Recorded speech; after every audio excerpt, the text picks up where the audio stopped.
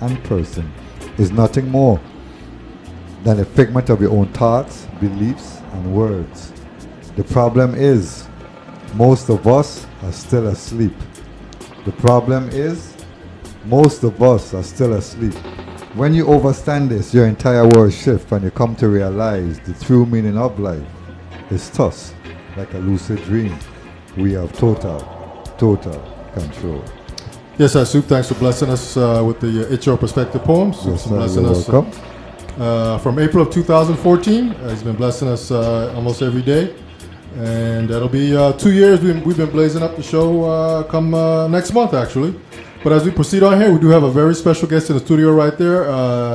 Deanna James, she's the executive director of the St. Croix Foundation, and she has a very special event coming up. It's the St. Croix Wine and Food Experience. There she is. Deanna, wave to the crowd. All our viewers are seeing you right now worldwide. So how are you?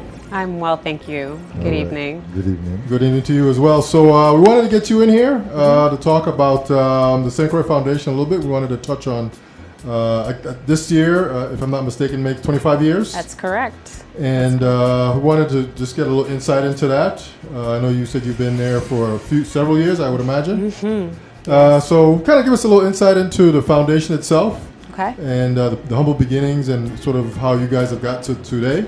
Okay.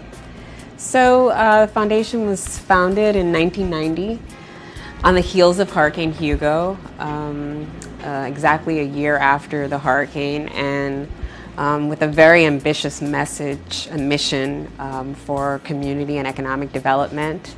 Our founders, Philip Gerard and Artie Golden and Michael Newberger,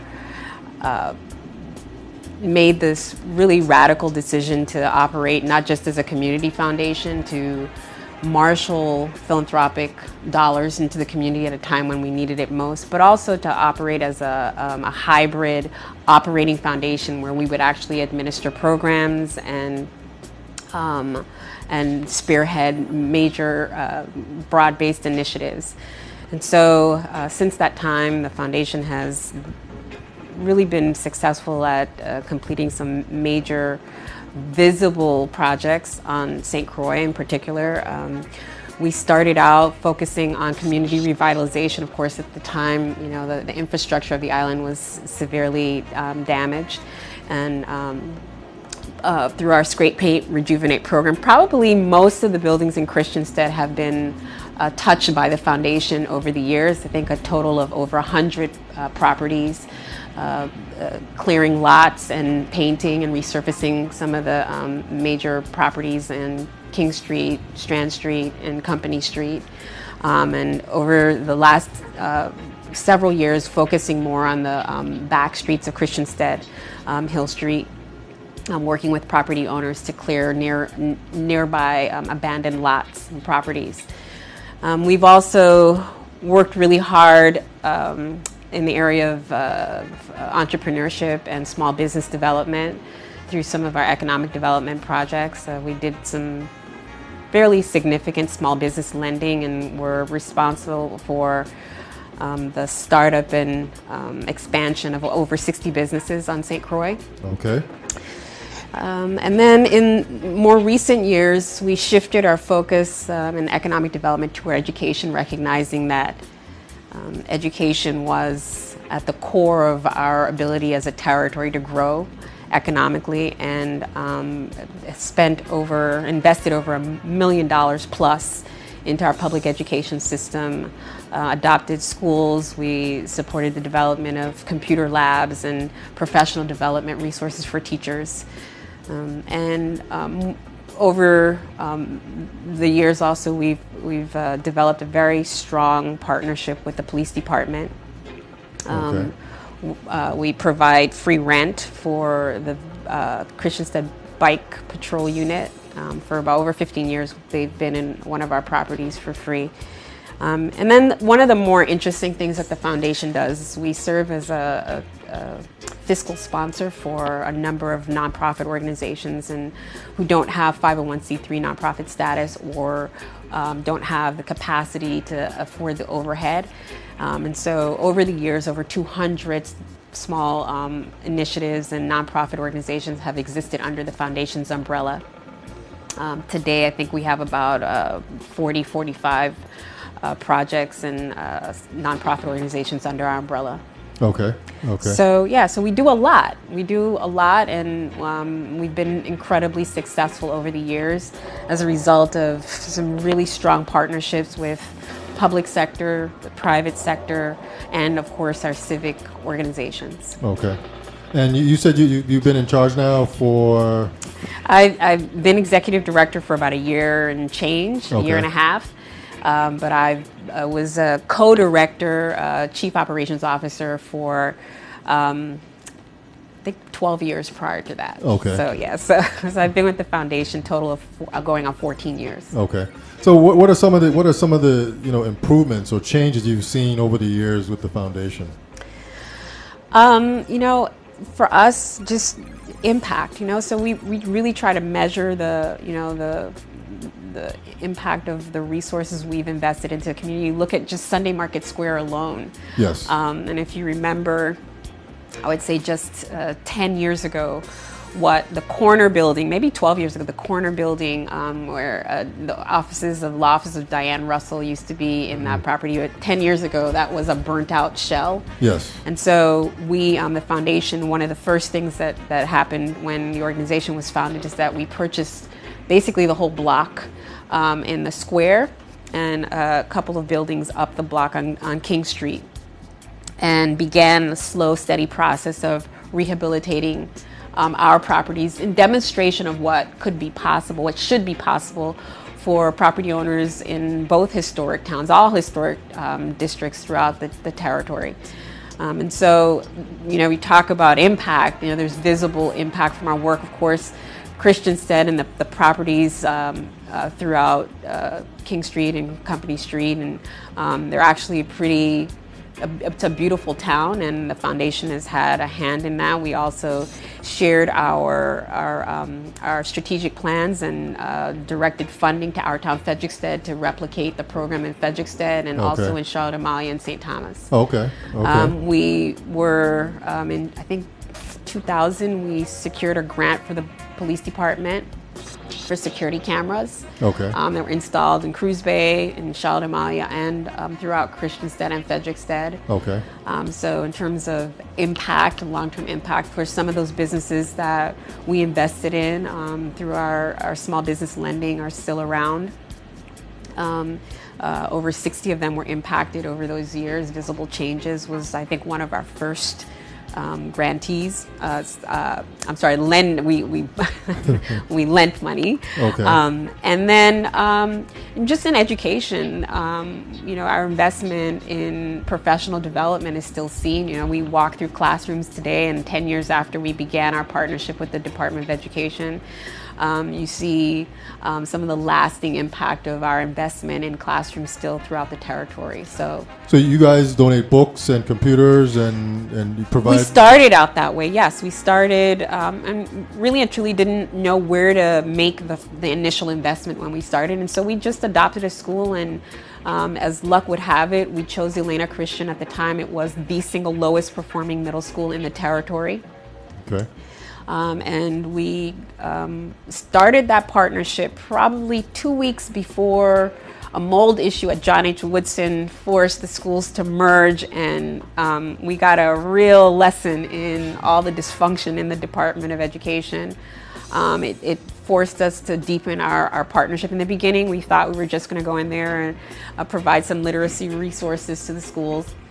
And recognized the multitude of needs, and began working on developing a fairly comprehensive education initiative that today, 10 years later, has resulted in some really clear conclusions about what is ailing our educational system and where we need to direct our resources moving forward. And so we are almost exclusively focused on teacher preparation and teacher quality, and no longer as focused on resources like books and computers like we were initially. Okay. And so, yes, we're working right now with the University of the Virgin Islands to secure a grant for the creation of a teaching laboratory where we can test and practice best practices in education. Okay. And believe that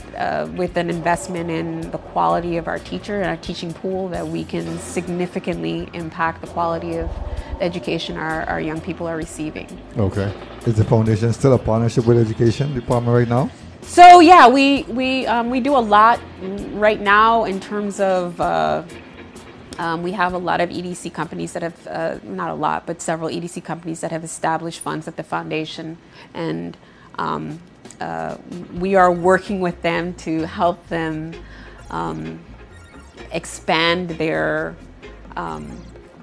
the way in which they direct resources to schools. I think a lot of companies, when they make investments in education, they think the best way to do it is through books and other technological resources. And we are working with our ADC companies in building capacity in their understanding of the challenges that our schools are facing. One EDC company that started out providing support to gifted and talented programs throughout our public schools.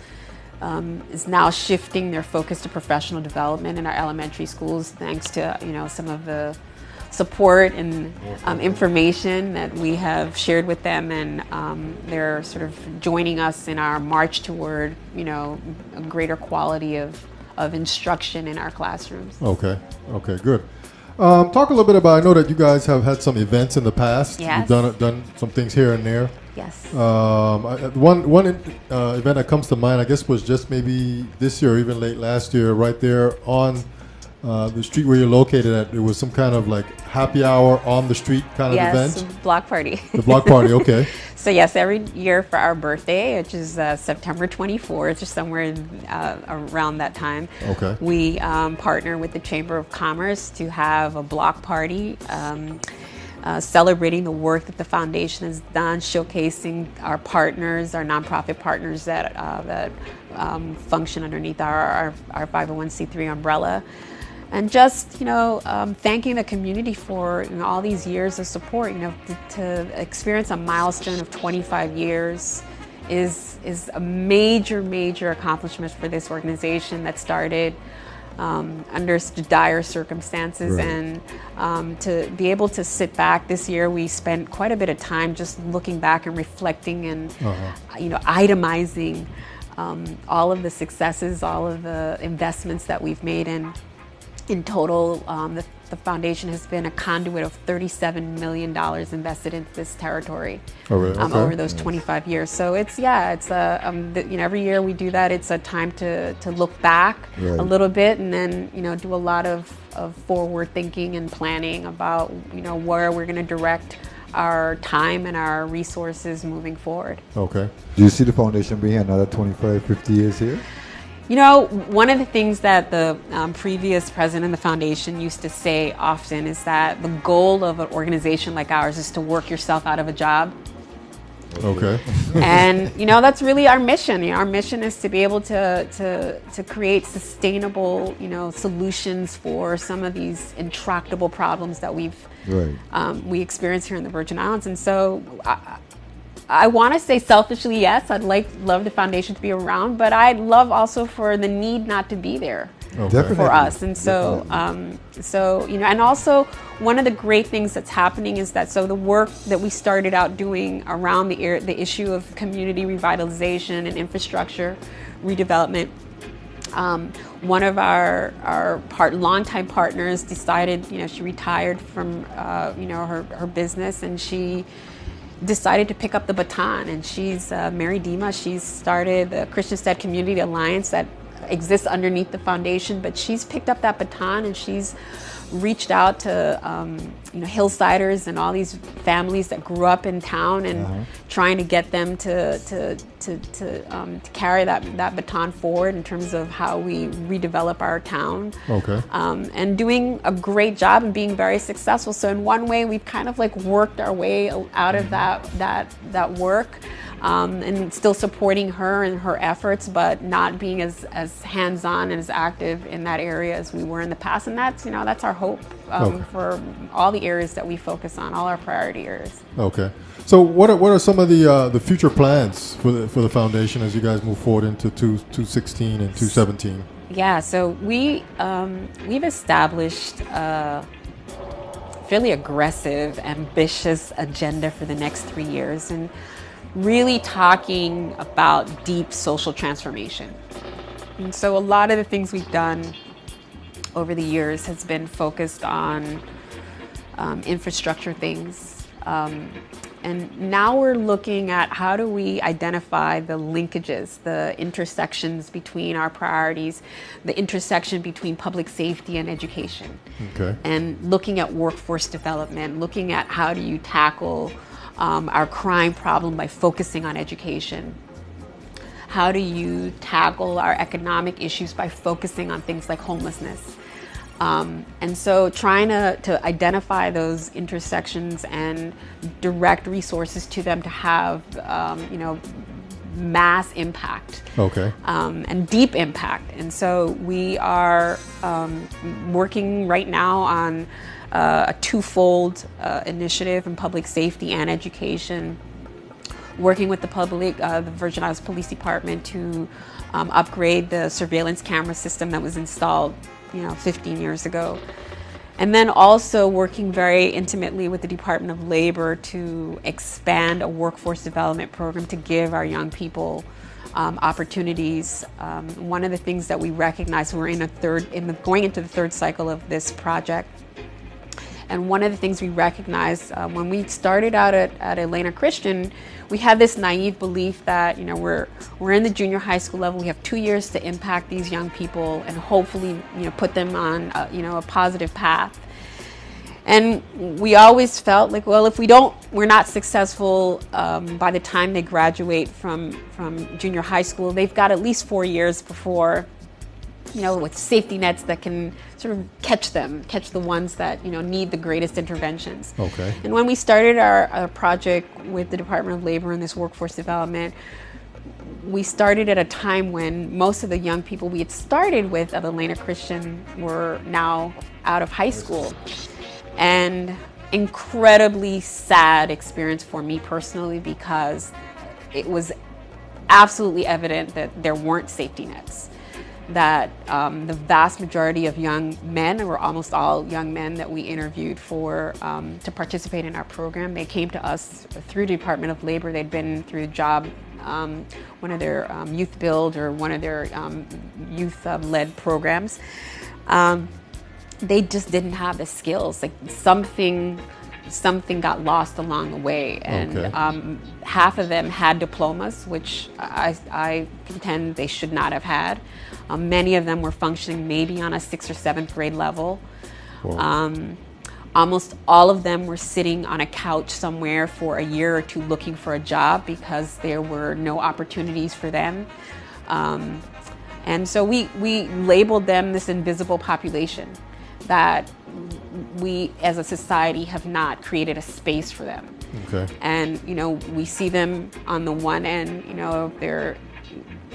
they put up into the justice system, or we don't see them. And so you go to Kmart or you go to all fast food restaurants, you never see young men.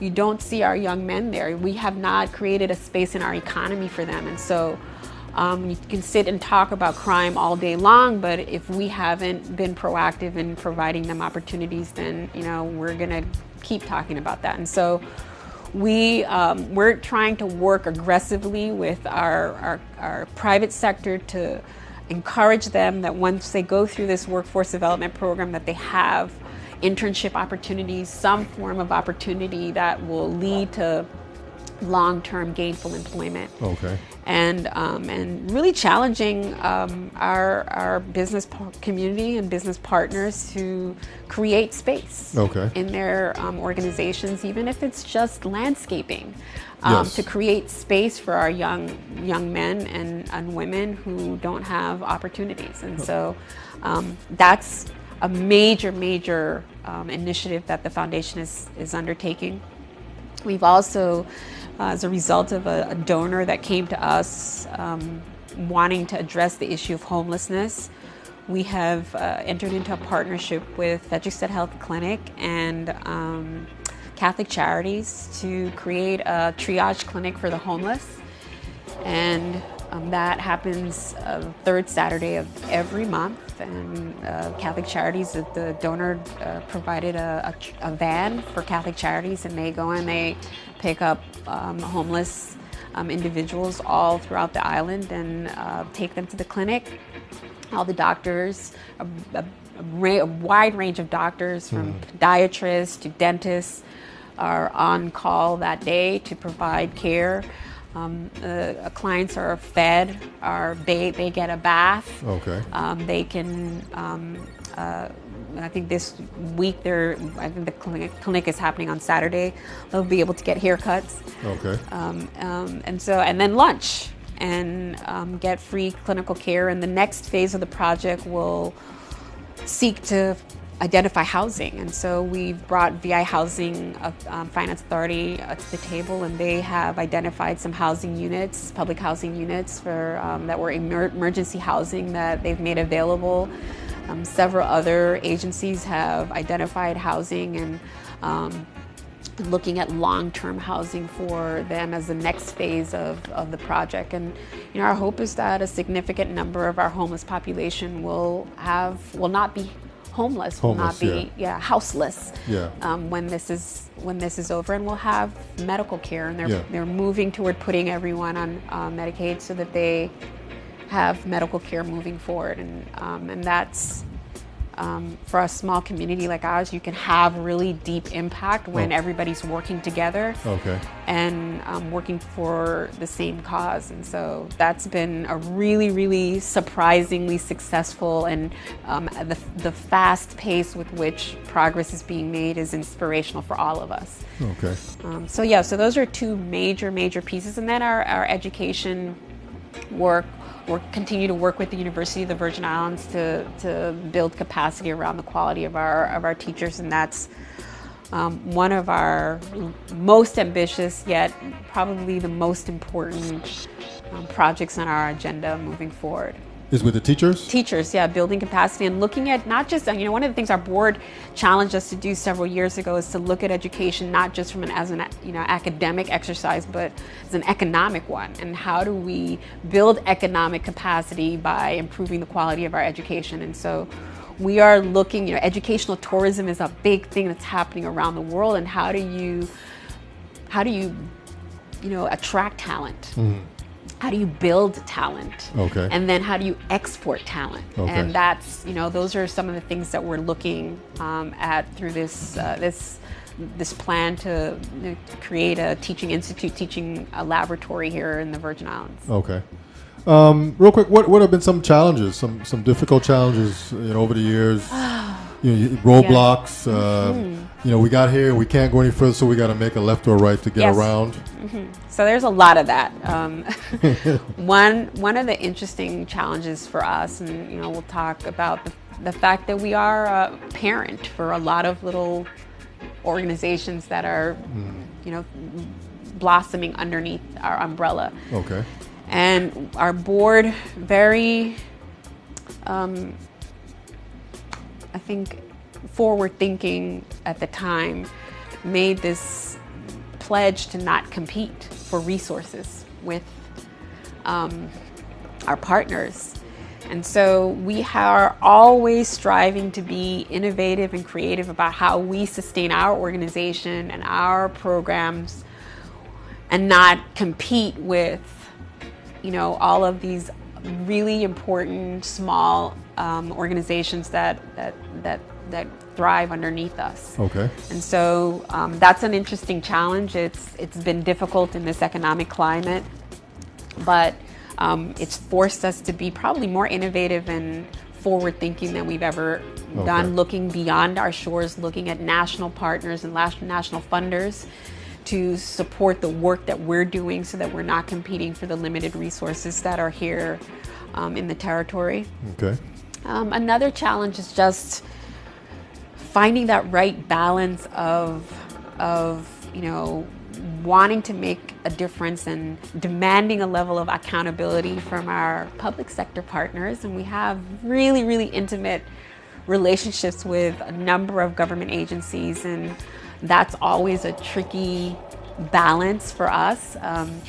For about 12 years, we managed all of the federal dollars that came to the territory through the Department of Health for AIDS outreach and support services. And that relationship was always a really interesting, challenging one, because we had to work really closely with the Department of Health and some other local partners.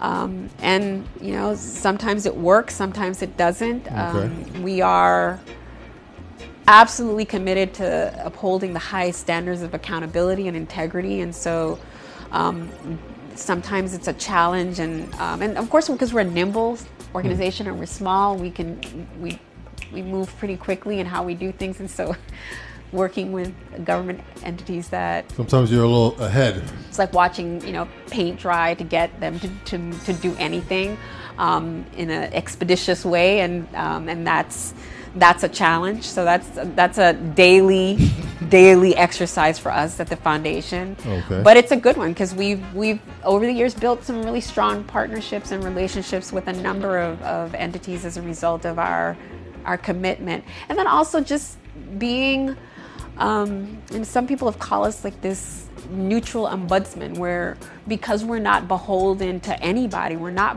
really beholden even to our donors. We know this community really well.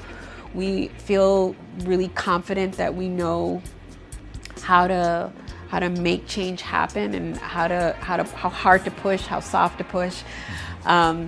That, you know, we hold strong to what we believe is in the best interest of our stakeholders, and we don't get a whole lot of money from the local government. We get basically very little money from the local government, and so we're not beholden politically, like I think a lot of organizations here. We say that, you know, we believe there's a lot of compromised positions that people have here because they are beholden on to the government for resources.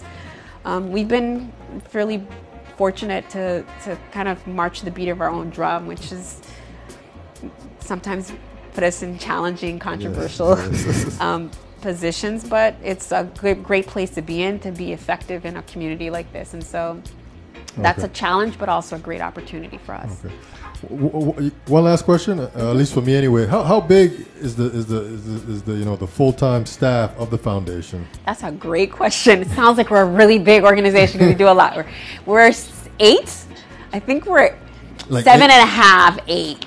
7.5, like full-time people? 7.5. Yeah, I think there's 7 full-time. Okay. Yeah, and then we have some great contract workers that work with us, and we couldn't do much of what we do without their support also. But yes, 7 full-time. Okay. All right. Deanna, do you guys go out and do like capacity building and stuff like that for the nonprofits that's starting up and don't actually know what direction to go?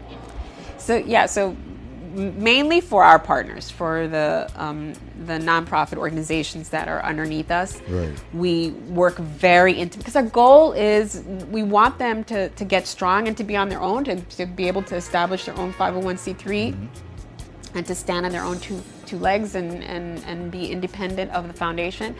And so there's a lot of support. There's a lot of technical support that we provide. Our finance staff is their finance staff.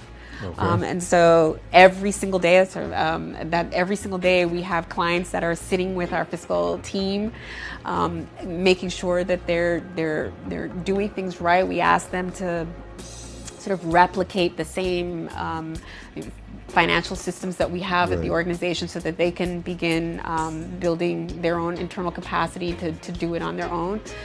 So we provide a lot. And then, of course, the work that we do in education, a lot of the work we've done in the last 5 years has been professional development and trying to identify thought leaders and major consultants nationally to come and provide, some training and support for our local local teaching pools. So yeah, so that's a huge part of I think the value of the foundation is education. Is our mission, our core mission is to be a convener and a facilitator, and so that's an important part of the work we do. Is how do we develop the right collaborations and identify the right partners around issues, and then how do we facilitate people getting the resources that they need to be successful in the projects that they're spearheading.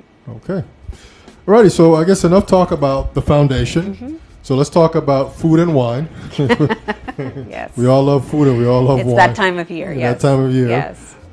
So that's coming up here. I guess April 8th through the 12th. Through the 12th. Yes. So give us some insight on that. I know you have, I think it's like 5 major events that are going to be happening. Yes. So we're in our 10th year going into our 10th year of the St. Croix Food and Wine Experience. And just to give you a little background, that it was a Taste of St. Croix, which was started about over 15 years ago, kind of was the impetus for birthing the St. Croix Food and Wine Experience. And it was a great, it's been over the years a great partnership between 2 entities.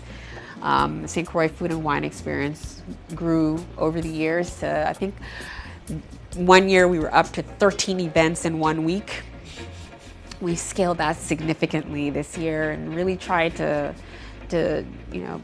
be focused in why we're doing it and what the mission of the organization is, making sure that is embedded in the party. Okay. It's a great event, but really there's a cause behind it, and really making sure that our sponsors and our partners recognize why they're a part of, what they're a part of, and why they're a part of it.